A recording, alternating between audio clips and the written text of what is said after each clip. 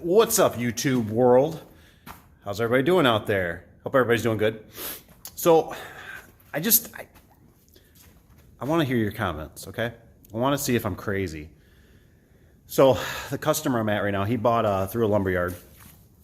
He bought some Hormann doors, and we haven't been dealing with the Hormann doors lately too much, just because there's a couple quirks to them. Not the end of the world, not bad doors, saying.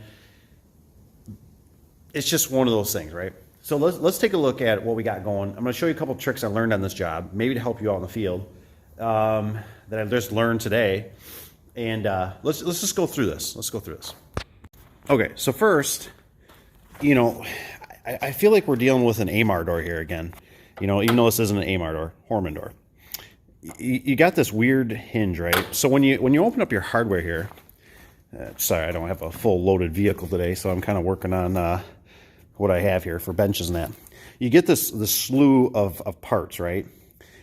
And for the untrained eye, I mean, this is my third one or whatever, you know. I don't like this. This is not easy to identify to me. Now, AMAR has gone back to the standard hinges. Now, if you're a garage door guy, you know what the standard hinges look like. I don't have one here. But they went back to it, and I'm glad they went back to it, because I feel like they were listening to their customer.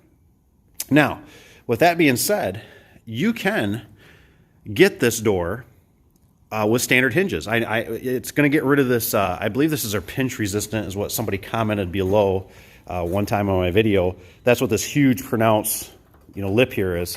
It gets rid of that. But here's the thing. At least with our vendor, when we order it with standard hinges, the bottom seal isn't attached.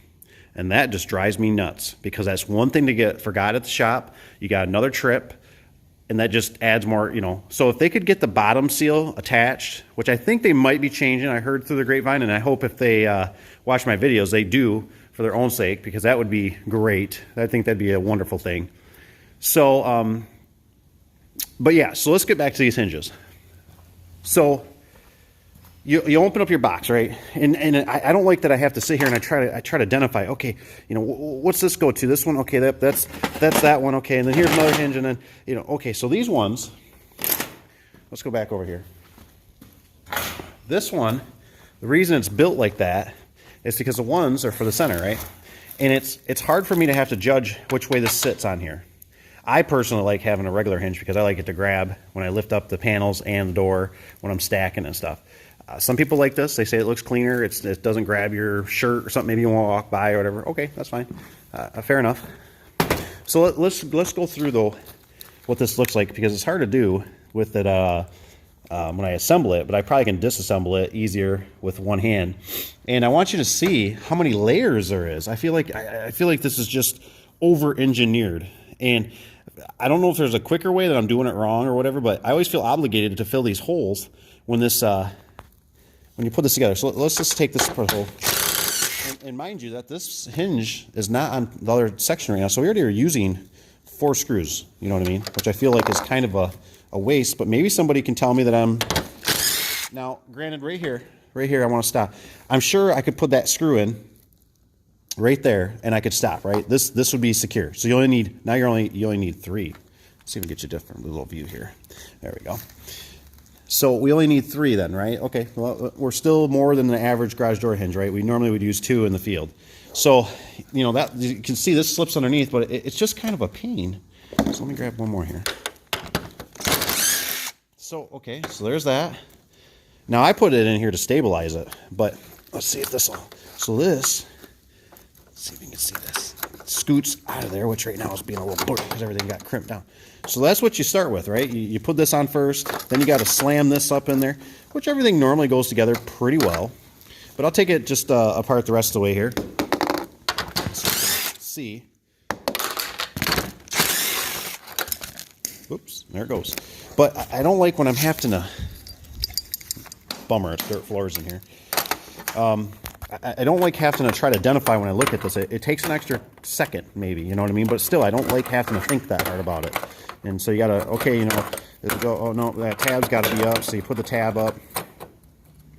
And then you continue on, right? You screw it, you just reverse it.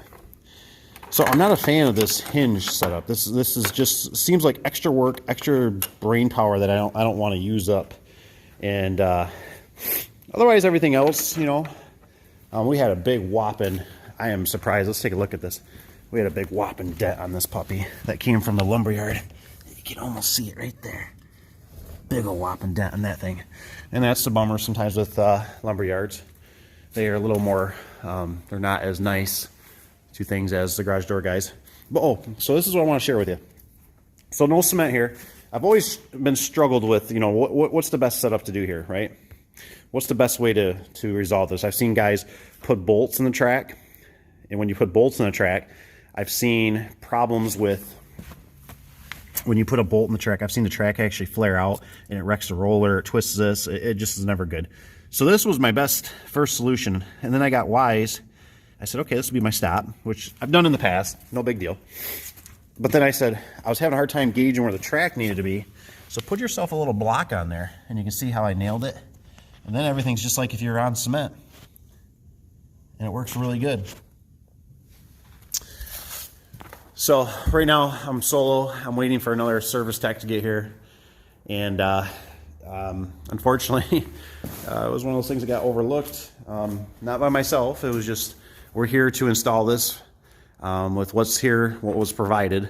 And as you can see, if you're a seasoned garage door guy, our track is going to be right in the middle of the garage, which is kind of a bummer. That one over there, not a big deal. But these two, you know, if you ever want to bring something in here, a forklift or anything, you're going to have a little bit of trouble. But otherwise, it's going good. And these will work just fine for the customer.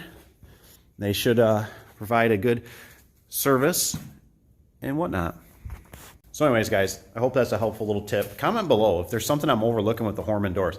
I'm not trying to beat up Hormann Garage Doors by any means. I must say that Denise, that's our sales rep, she's phenomenal. Their service has been outstanding.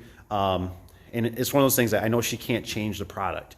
And like I said, I know we can order standard hinges, but like I said, the bottom seal isn't attached, and that drives me nuts because it's one thing that we can forget at the jobs or at the shop, and then where it gets a job site, and it's another thing that this is the stuff I try to preach, is that it's 17 degrees right now.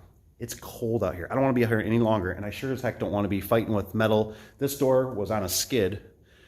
You can see it. Look at the snow. There was tons of snow. All this packaging has been frozen, wet. It's not good. So I'm already against the grain on this. So anyways, comment below, like I said, on the hinges. I'm curious to hear what your guys' thoughts are on it. And thanks for watching. And if you're new here, welcome. And maybe subscribe, like, share. And we'll talk to you on the next one. And thanks, you guys. Take care.